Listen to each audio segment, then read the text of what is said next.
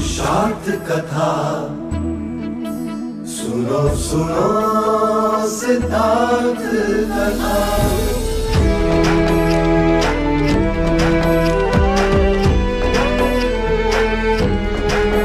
संसार में दुख का कारण क्या,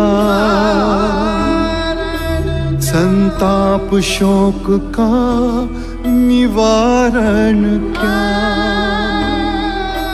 संसार में दुख का कारण क्या, संताप शोक का निवारण क्या। इस खोज में सब कुछ त्याग दिया, हर वैभव से वैराग लिया। वो सृष्टि से संयुक्त हुए, सिद्धार्थ से गौतम बुद्ध हुए।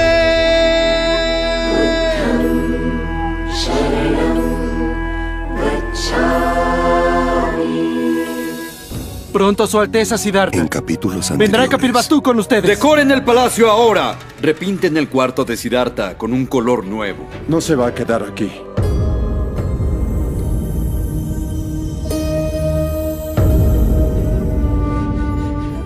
¿Puedo llamarte padre aunque no te haya visto? Por supuesto, hijo mío. आंखें खोलो यशु। जहां मैं तुम्हें छोड़ कर गया था, वहीं तुमसे मिलने आया हूं।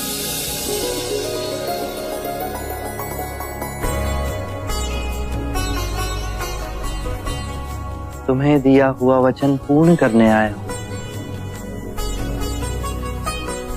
यशोधरा की व्यथा अब हमसे नहीं देखी जा रही। नारी का धैर्य और निस्वार्थ ऐसा उज्जवल रूप मैंने कभी नहीं देखा। जब उसे ज्ञात हुआ कि तुमने धरती को अपना बिछाना बना दिया है, तो उसने भी धरती को अपना सैया बना दिया। गहने और रेशमी वस्त्र त्याग दिए और उसने भी गिरवा पहन लिया। जब उसे पता चला कि तुम एक ही बार भोज करते हो, उसने भी एक ही बार भोज करना शुरू किया। तुम्हारे लिए ये सब आसान था पुत्र, क्योंकि वन में तुम्हारे एकाग्रता को भंग करने के लिए कोई नहीं था।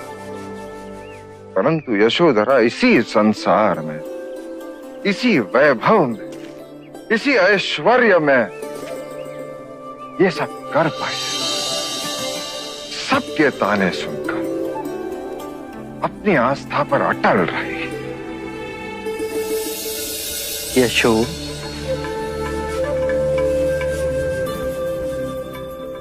आप तो मुझे गोपा कहकर पुकारते थे। यशो का संबोधन तो पराया लगता है।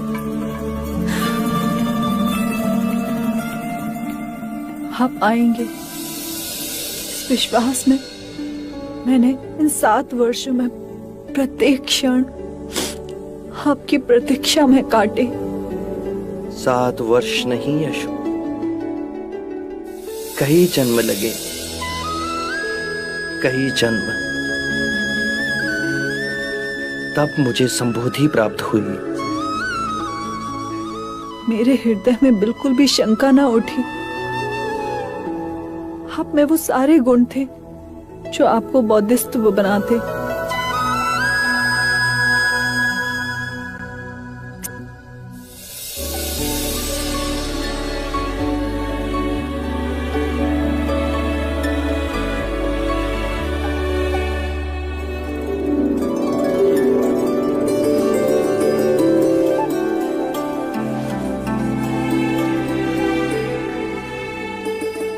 एक प्रश्न जो मेरे हृदय में टीस बनकर बैठा है, क्या वो प्रश्न मैं आपसे कर सकती हूँ? तुम्हारे हर प्रश्न का उत्तर दूंगा मैं। आप केवल ये बताइए कि आपने इतना सब किया, मन में कष्ट भोगे, अपने को दुखाया, सताया, तो ये बताइए कि आप यहाँ इसी संसार में रहकर संबोधि का मार्ग नहीं पा सकते थे? मैं आपके मार्ग में बाधक नहीं बनती। यशो, नारी हर बंधनों के बीच रहकर भी मुक्ति पा लेती है, पर नारी हृदय और पुरुष हृदय के भेद को भी समझना होगा। आकाश से वर्षा तब तक नहीं होती जब तक सूर्य की उग्रता से जल भाप ना बन जाए। मुझे संसार से विमुख होना ही था, तब से इस शरीर को जलाना ही था, अपने अंतर के मारा को पराजित करना ही था, और अपने अंतर के मारा से संघर्ष केवल एकांत में ही हो सकता था। उसे पराजित करना मेरे जीवन और मरण का प्रश्न था, और अपने अंतर के मारा से मुक्ति पा मुझे संबोधि का मार्ग प्राप्त हुआ। ये परम ज्ञान अब केवल मेरा नहीं, जन जन का है। अर्थात अब आप मेरे और राहुल के सौभाग्य में नहीं। यशो, यदि तुम दोनों का ही दुख दूर करूं, तो इस संसार की असंख्य पीड़ित आत्माओं का क्या होगा? ये सारा संसार ही मेरा हो चला है।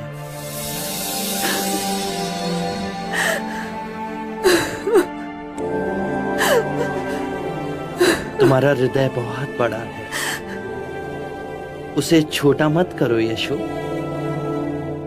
बुद्ध दीपांकर के आशीर्वाद से हम दोनों जन्मों से जुड़े हैं। इस जन्म में तुम्हारे साथ तुम्हारी सहनशीलता, तुम्हारे धीरज के कारण ही मैं संबोधि को प्राप्त हुआ। अपार ऋण है तुम्हारा मुझ पर।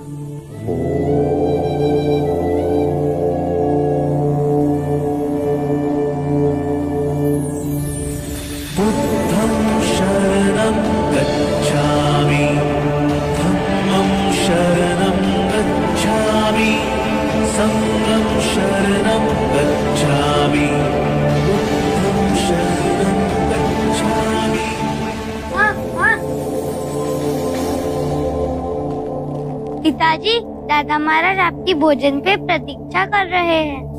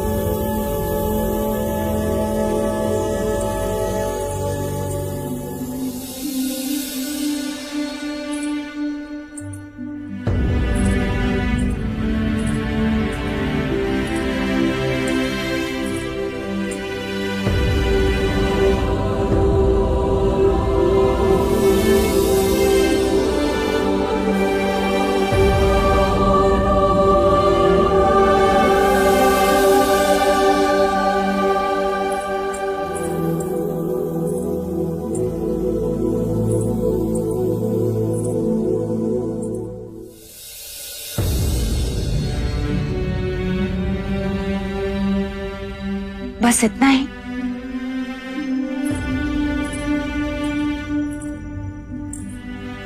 मिष्ठान नहीं लोगे? हाँ, यशोधरा ने अपने हाथों से बनाया है, तुम्हें बहुत पसंद था ना?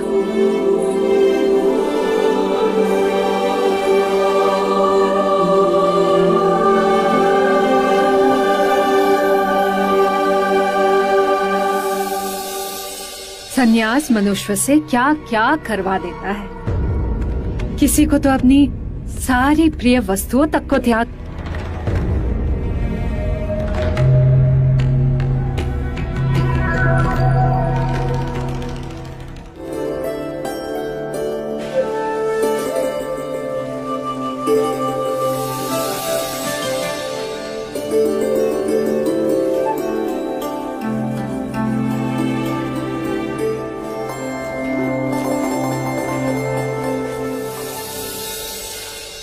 सिद्धार्थ, सुना है आजकल बस एक ही समय खाते हो।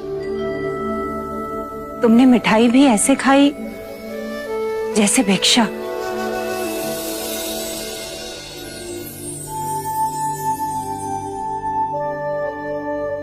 मैं भिक्षा भी ऐसे ग्रहण करता हूँ। Todo es igual. माँ, यदि भोजन पूर्ण ध्यान पूर्वक करें तो भिक्षा और मिष्ठान का अंतर समाप्त हो जाता है। अरे सत्य तो कहा, भिक्षा से मांगी हुई चीजों में रुचि अरुचि कैसी? बस सत्य भाव से खाना चाहिए। जय सिद्धार्थ, आप आ गए। नंद, चरण स्पर्श करो। अब ये केवल तुम्हारे ज्येष्ठ नहीं, बुद्ध भी है।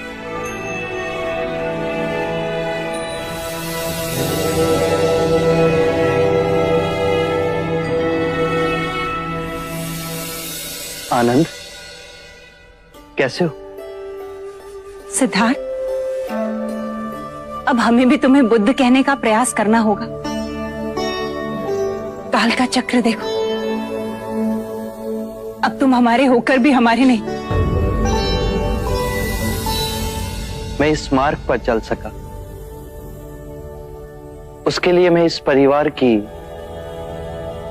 3 स्त्रियों का बहुत आभारी हूं। मां, आपने कष्ट, त्याग सब किया। अपने ममता की शीतल छाया का आंचल मेरे सिर पर रखा। इस मार्ग पे आपका आशीर्वाद हमेशा मेरे साथ था। बहुत बहुत आभार।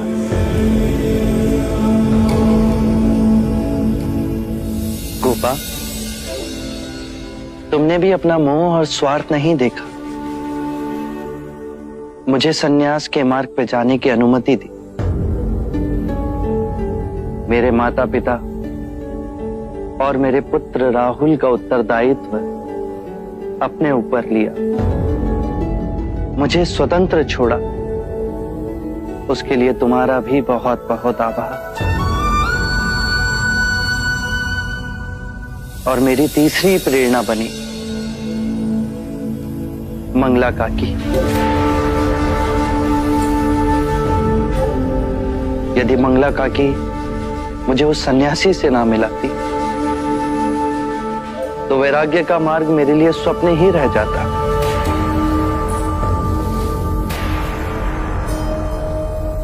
मंगला काकी ने मुझे वास्तविक संसार दिखाया, जो दुख और पीड़ा से भरा है। और उन्हीं के कारण मेरे हृदय में प्रश्न उठे, जिनका उत्तर खोजना मेरे जीवन का लक्ष्य बना।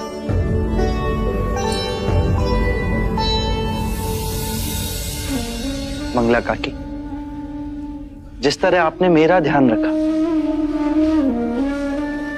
उसी तरह आप मेरे पुत्र राहुल का भी ध्यान रखेंगी।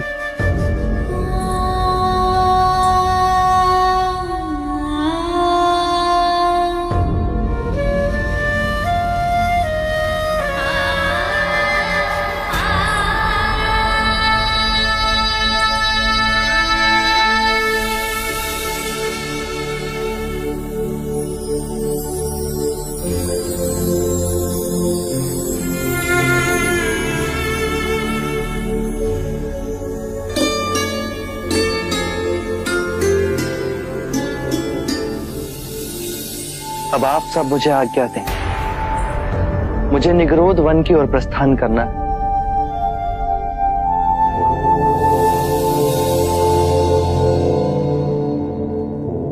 ज्येष्ठ,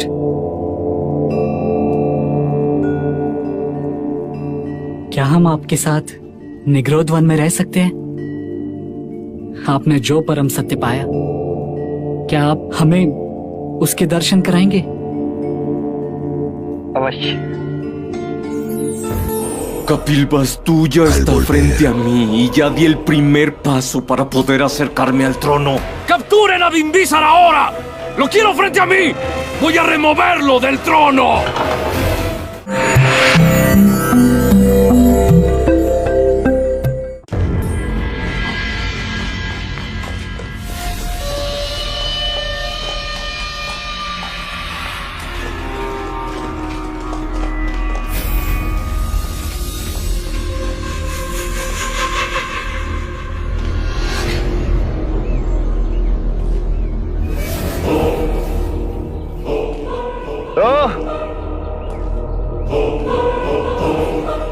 तो 7 वर्षों के पश्चात ये पाया तुमने, हाँ? ये भिक्षा का झोला, खुरदरा वस्त्र, नग्न पांव और अपने जैसे भगोड़ों का साथ। वो का है? भिक्षाम देहि। देवदत्त, विवेक से बात करो। ये अब सिद्धार्थ नहीं रहे, ये बुद्ध है। इनके कोटि कोटि अनुयायी हैं, जो इनकी वाणी को 10 दिशाओं में फैला रहे हैं। ओह, अच्छा। तो बुद्ध जी, अपने ज्येष्ठ के एक प्रश्न का उत्तर दीजिए। 7 वर्षों तक आपने पाया क्या?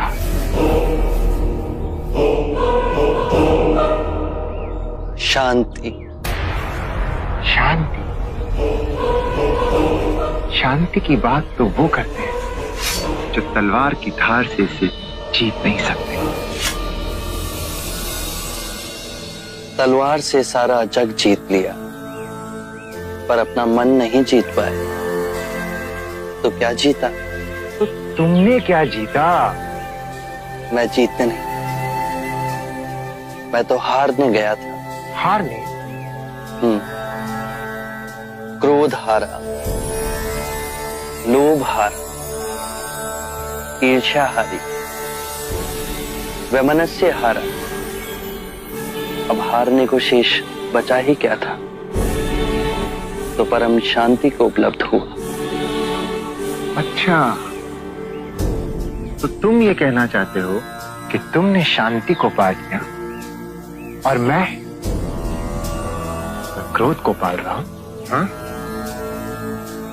ये तुम कह रहे हो, तुम्हारा अपना क्रोध ही तुम्हें पीड़ा देगा। मैं केवल विवाद कर रहा हूं।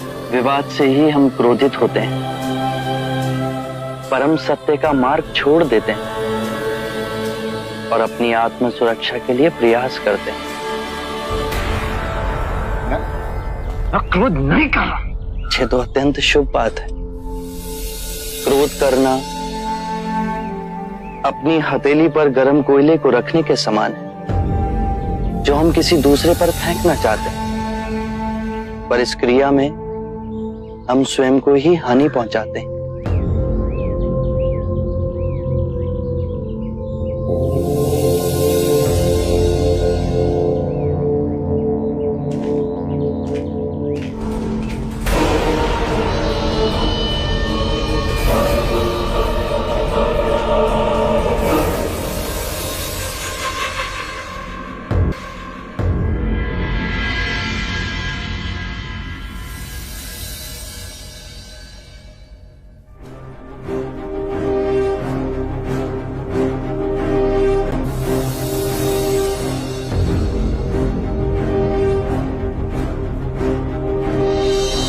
आपको देने के लिए इसके सिवा और कुछ नहीं।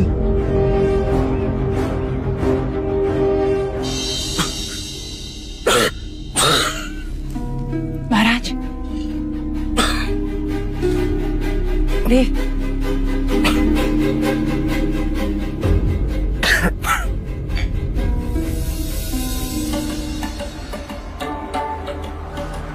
अब आप विश्राम कीजिए।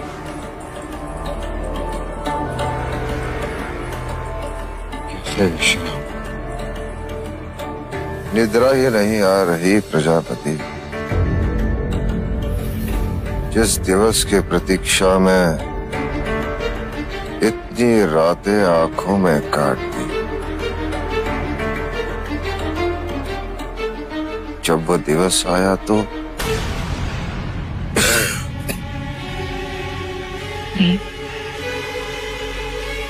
मैंने सिद्धार्थ को जन्म नहीं दिया, किंतु उसने मुझे मां बनाकर धन्य कर दिया।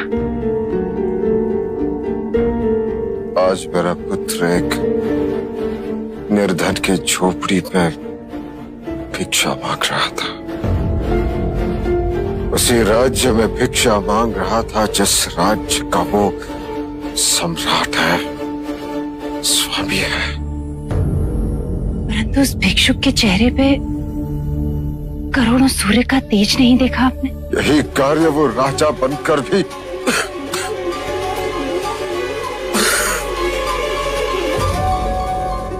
परंतु बुद्ध बन पूरी मानवता को उभारेगा। पूरे विश्व में उसकी कीर्ति होगी, वो कीर्ति जो उसे अजर अमर करेगी। आपका पुत्र आपके नाम को अमृतत्व करेगा।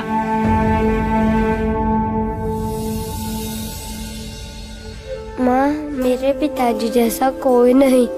इस पूरे कपिल वस्तु में वो सबसे भिन्न है। वो कैसे? राजमहल वालों जैसे नहीं है वो।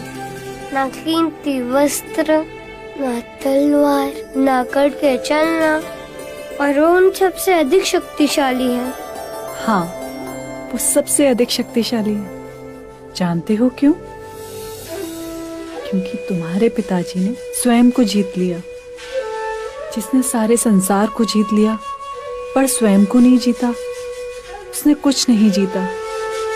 पर जिसने स्वयं को जीत लिया, समझो उसने सारी सृष्टि को जीत लिया। माँ, क्या मैं पिताजी के साथ रह सकता हूँ? मैं तुम्हें कैसे रोक सकती हूँ? तुम तो उनके उत्तराधिकारी हो। उत्तराधिकारी? वो क्या होता है? जब पिताजी से मिलोगे तो उन्हीं से पूछ लेना, और जो भी तुम्हारे मन में आए स्वयं मांग लेना। माँ, कल चलेंगे पिताजी से मिलने? हाँ।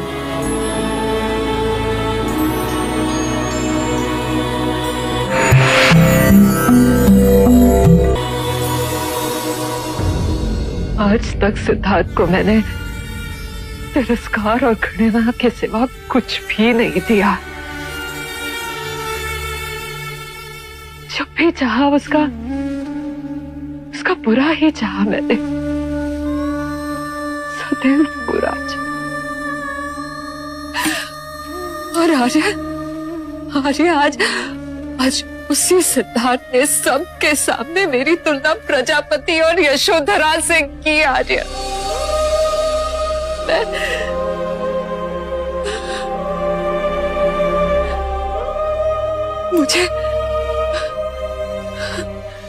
मुझे उतना ही सम्मान दिया। अरे मुझ जैसे को इतना सम्मान मैंने तो कभी भी उसका भला नहीं चाहा।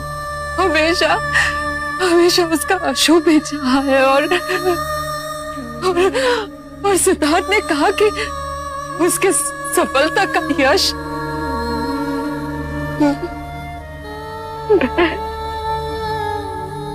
नहीं आशिया, नहीं, मेरी अंतरात्मा मुझे कोस रही। मैं क्या करूं आर्य? मैं घृणा और दुख से भर गया है मेरा मन।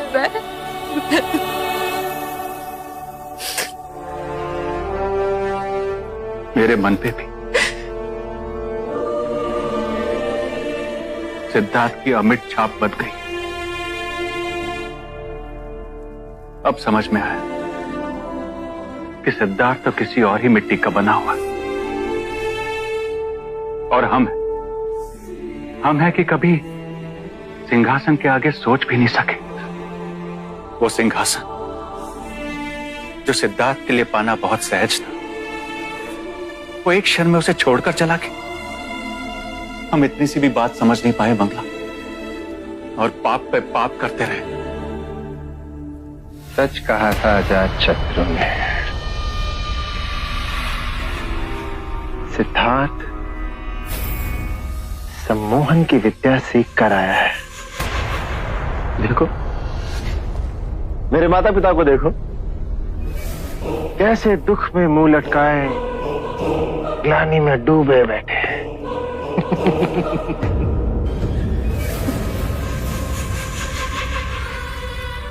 बबूल का पेड़ बोया है हमने, फल की अपेक्षा कैसे करें हम? आए हैं आप लोग, आए हैं आप लोग। जब सिद्धार्थ को जड़ से उखाड़ के फेंकने का समय आया है, तो आप लोग शस्त्र डाल के बैठे हैं। पुत्र, तुम चाहो तो सिद्धार्थ से कुछ सीख सकते हैं। नहीं,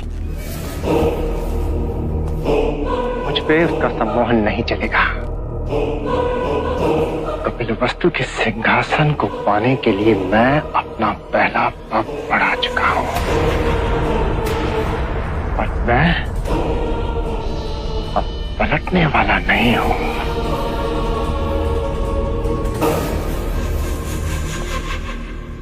मेरी सेना वेश बदलकर अजात शत्रु की सहायता के लिए पहुंच चुकी है, और अब अजात शत्रु मेरा ऋणी है, और मैं जब चाहूं कपिल वस्तु के सिंहासन को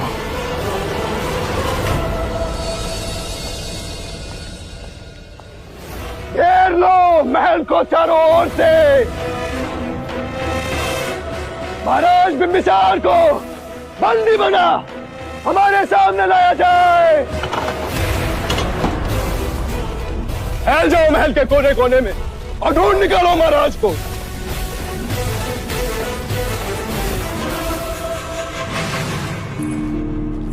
महाराज, मैं आपकी कब से प्रतीक्षा कर रही थी। आम्रपाली, मैं तुम्हें सचेत करने आया। अजात शत्रु ने मेरे विरुद्ध विद्रोह कर दिया। उसके सैनिक किसी भी समय मुझे ढूंढते हुए आ सकते हैं। महाराजा बिंबिसार इस दिशा में भी नहीं है। युवराज, महाराज इधर भी नहीं है। तुम हमारे पुत्र जीवक को लेकर यहाँ से तुरंत निकल जाओ। नहीं आम्रपाली, ये भावुक होने का समय नहीं है। मेरे गुप्तचरों ने मुझे सूचित किया है कि अजात शत्रु मुझे बंदी बनाकर अपने आप को मगध का राजा घोषित करेगा। लगता है महाराज पलायन कर गए। अर्थात महाराज को पहले से ही हमारे विद्रोह की सूचना थी। तख्ता पलट होते ही मैं उन्हें अपना बंदी बना लेता तो मेरी विजय निश्चित थी। चिंता न करें युवराज, मगध की सीमा पर हमारे ही लोग तैनात हैं। मेरे कुछ सेनापति और सैनिक भी मिले हुए। कपिल वस्तु जो सैनिकों की टुकड़ी गई थी, वो भी उसके साथ है। महाराज भाग के कहां जाएंगे? जाओ, मगध के कोने कोने में जाओ और हर उस जगह को खोद डालो जहां महाराज के छुपे होने की संभावना है। अजात शत्रु अपने शत्रु को पाताल से भी निकाल के लिए आएगा। मैं भी आपके साथ कारागृह चलूंगी, पर आपका साथ नहीं छोड़ूंगी। आम्रपाली, ऐसा कोई प्रण मत करो। यदि अजात शत्रु यहाँ आ गया तो तुम्हें और हमारे पुत्र जीवक को जीवित नहीं छोड़ेगा। इसलिए जैसा मैं कहता हूँ वैसा ही करो। ऐसी अवस्था में आपको छोड़ के? आम्रपाल, तुम्हें मुझ पर विश्वास है? हमारे पक्ष में केवल एक बात है, अजात शत्रु ने इससे पहले तुम्हें कभी नहीं देखा। यदि वो इस महल में तुम्हें ढूंढते हुए आ भी गया तो तुम्हें कभी पहचान नहीं पाएगा। मेरे सैनिक तुम्हें सुरक्षित वैशाली पहुंचा देंगे। यदि आपके सैनिक मुझे सुरक्षित वैशाली पहुंचा सकते हैं तो आप क्यों नहीं चलते?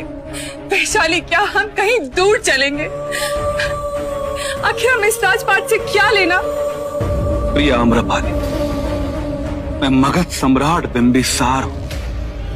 अब तक का जीवन मैंने शीश उठाकर जिया है। यदि मैंने आज पलायन कर दिया तो मैं अपनी दृष्टि में गिर जाऊंगा, और उसके पश्चात जो भी जीवन मिलेगा वो धिक्कार के समान होगा। समय बलवान है आम्रपाली, यदि ईश्वर ने चाहा तो हम फिर से मिलेंगे। मेरी बात मानो आम्रपाली, यहां से शीघ्र चली जाओ। Mi espada salió en busca de la sangre de su majestad el rey. Solo que él es un cobarde. ¡Al menos me hubieras enfrentado! Su majestad Bimbisar no es un cobarde.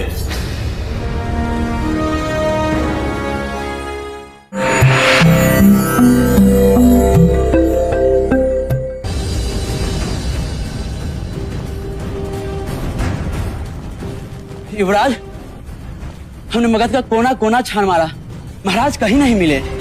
प्यासी थी मेरी तलवार महाराज के रक्त की, तुम महाराज कायर ही निकले। मेरा सामना तो करते। मगध नरेश बिंबिसार कायर नहीं है। पितृघात के प्यासे, आंखें खोल और देख कौन आया है।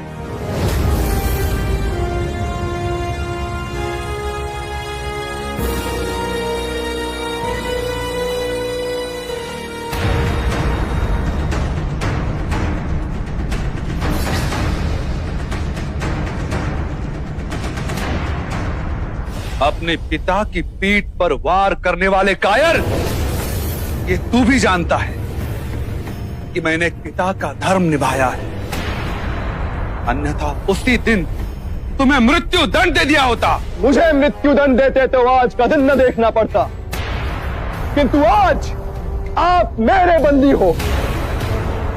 आज जोड़ के अपने जीवन की प्रार्थना करेंगे या शूरवीर होने का ढोंग करेंगे, ये निश्चय मैं आप पे छोड़ता हूं। अजात शत्रु, मुझे तुम पर दया आती। तुमने मुझे बंदी बनाया, मैं स्वयं चलकर तुम्हारे पास आया हूं। बुद्ध का अनुयायी बनने के बाद मैंने अपने मन के हर भय पर विजय पा ली है।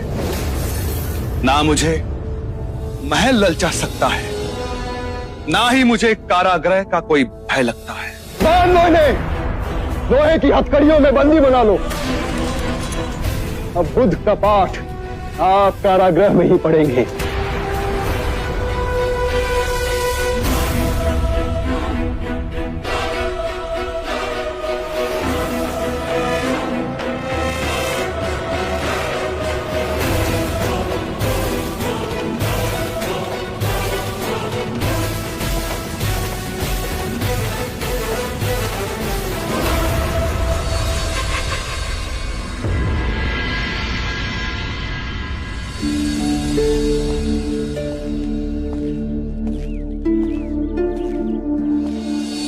प्रणाम देवी, प्रणाम युवराज, आइए।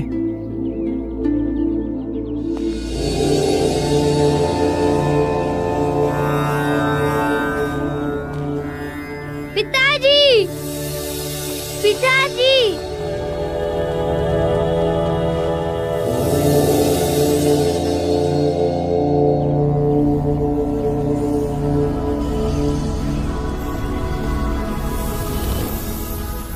नंद और अनंत काका कहाँ है पिताजी? अमात्य आज दीक्षा ले भिक्षुक बन रहे हैं, वो दोनों उसी प्रक्रिया को देखने गए। मैं भी देख सकता हूँ? आइए।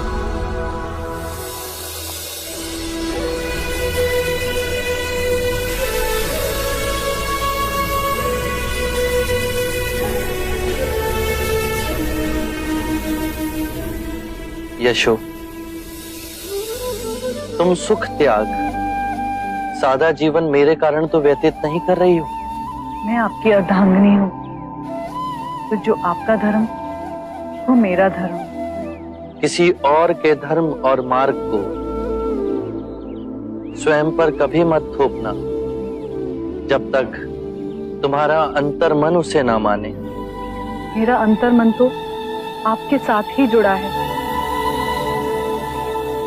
तो क्या मुझे आपके मार्ग पर चलने की अनुमति है?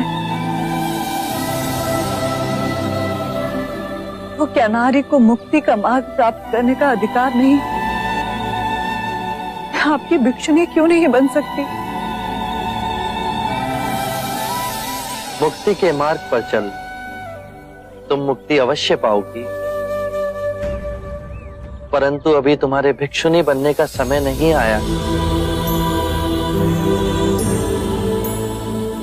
अनुकूल समय आने पर मैं तुम्हें स्वयं उसके बारे में बताऊंगा। अभी तुम यहां नहीं ठहर सकती।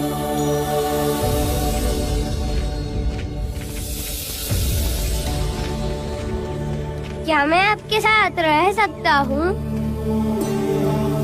मैं जानता था आप मुझे अनुमति दे देंगे। मैं आपका उत्तराधिकारी जो हूँ। अवश्य, सही समय आने पर मैं तुम्हें तुम्हारा उत्तराधिकार अवश्य दूंगा। ज्येष्ठ, क्या मैं दीक्षा ले सकता हूँ? भिक्षु बन सकता हूँ? अवश्य, किंतु महाराज की अनुमति के पश्चात।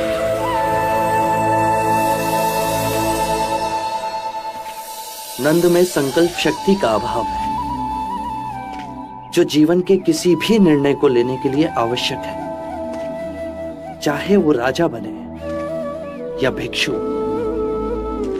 सत्य पहचाना।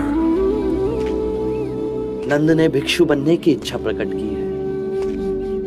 यदि आपकी आज्ञा हो तो उसे 1 माह संघ में रहने दें। वो भिक्षु जीवन जिएगा, नियम और प्रशिक्षण में बंधेगा, तो उसमें संकल्प शक्ति का उदय होगा। यदि वो केवल प्रभावित होकर भिक्षु बनना चाहता है तो 1 माह भी संघ में नहीं रह पाएगा। पर इस समय साधना और अभ्यास से उसमें स्पष्टता का भाव जागेगा और दृढ़ता का विकास होगा।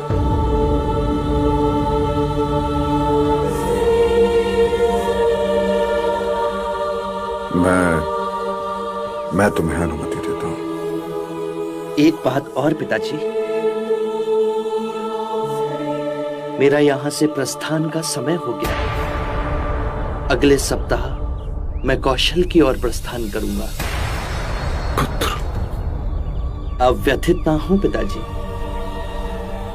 मैं पुनः कपिलवस्तु लौट कर आऊंगा। एक अनुरोध है तुमसे पुत्र। सभी शाक्य राजा तुम्हें सुनने के लिए व्याकुल हैं। मैं आपसे बुद्ध से यह प्रार्थना करता हूं कि अपने ज्ञान का संबोधन करें। अवश्य। Al volver,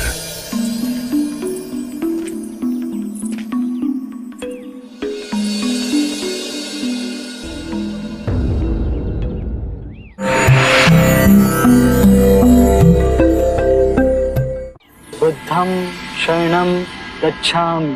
धम्मं शरणं गच्छामि। धम्मं शरणं गच्छामि। संघं शरणं गच्छामि। संघं शरणं गच्छामि।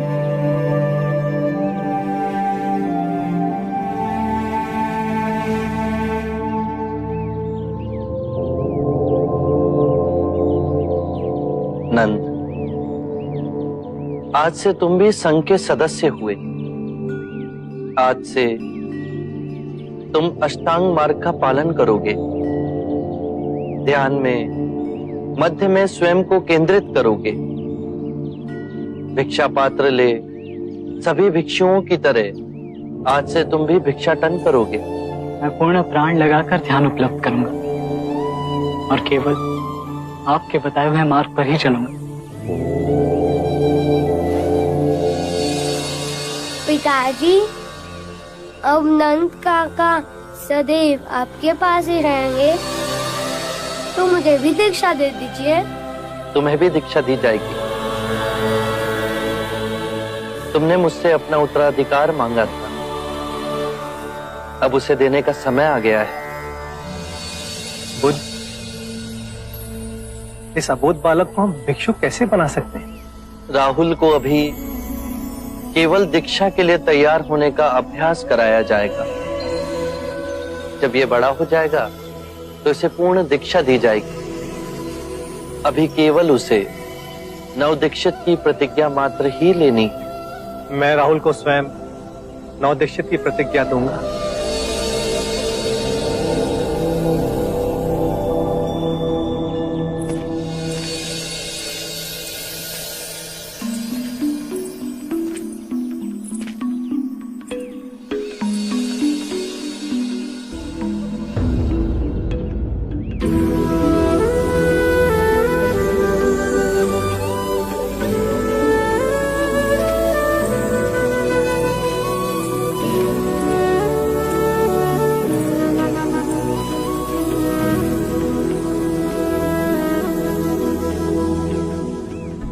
ये तुमने क्या किया पुत्र?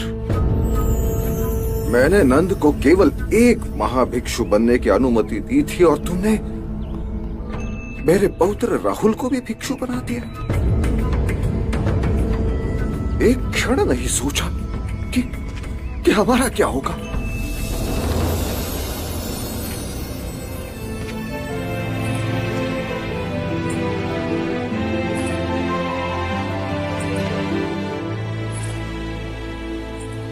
जब तुम सन्यासी बनकर घर त्याग कर चले गए,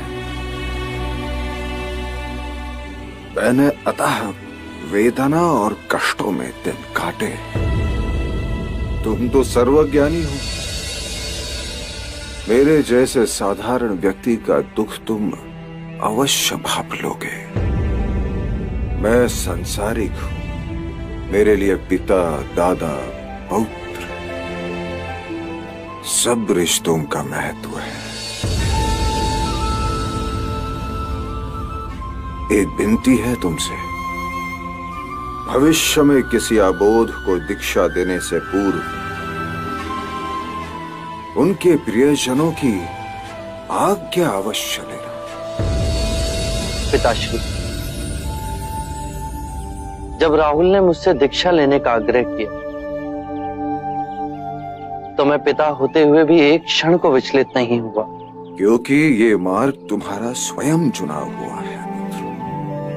इस मार्ग पर केवल दो ही भूल हो सकती। एक, इस मार्ग को पूरा तय ना करना, और दूसरा, उसे आरंभ ही नहीं करना। परंतु राहुल ने अपना पहला पग तो रख ही दिया है। मेरा मार्ग कोई संगठन नहीं, मेरा मार्ग कोई सिद्धांत नहीं, मेरा मार्ग केवल स्वयं की अनुभूति है, स्वयं का अनुभव। परंतु तुम्हारी जीवन की अनुभूति हमसे विभिन्न कैसे? क्योंकि मेरी निद्रा टूट गई, मैं अपने जीवन को जागरूक होकर जी रहा हूं। मैं अपने जीवन को हर क्षण में केंद्रित हो उसके चमत्कारों को देख रहा हूं। मेरे अंदर में ना तो कोई पिपासा है, ना ही कोई भय। तुम मुक्त हो, स्वच्छंद हो। पिताश्री, जीवन की इस पीड़ा और दुख से मुक्ति का मार्ग जिसे मैंने खोजा है, इससे मेरे ही परिवारजन अछूते रह जाए। यदि राहुल और नंद इस पथ पर चलेंगे, इसका अभ्यास करेंगे, तो परम ज्ञान का अनुभव स्वयं करेंगे। और यही परम ज्ञान मेरा उत्तराधिकार है, जिसे मैं बिना भेदभाव के सबको दूंगा।